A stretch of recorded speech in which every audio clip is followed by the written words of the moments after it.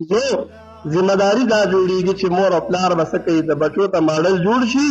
بچو ته به مخې ته ځان پیش کړي چې ګوره بچی ته به سبا رالویږي، ته وړوکی تا ته ډېر وخت پاتې دی، زندګي درته پاتې ده، خو ګورې دا لانجې به نه کوې، دا به نه کوې، دا به نه کوې، دا به نه کوې،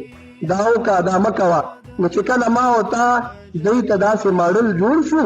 نو بیا به دا بچي رالویږي او دا به زمونږ چې ده نو د معاشرې او زمونږ د کلي او زمونږ دغه رنګې د هر کور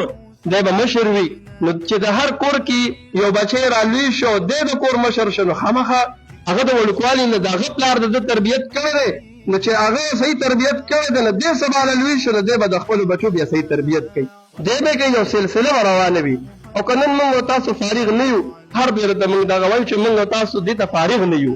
که چېرې موږ ځان فارغ کړو نو بیا به هر څه سم وي. خو موږ دنیا کارونه دومره دي، د دنیا لانجې دومره دي چې ګورې د موبایل دپاره ټایم شته، د فضولیاتو دپاره ټایم شته،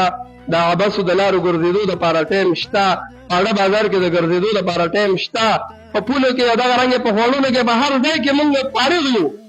چې موږ په ګپ شپ کې نو موږ ډېر فارغ یو. خو که موږ ټایم نه ورکوو، هر سړی د ځان ته ګریوان کې لږ غونته کې سوچ وکړي چې په شوه روز کې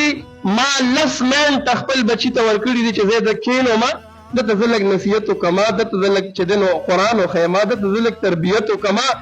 هېڅ چا هم نه دي کړي. دا د زه حقیقت وامه، موږ سره ټایم نشته،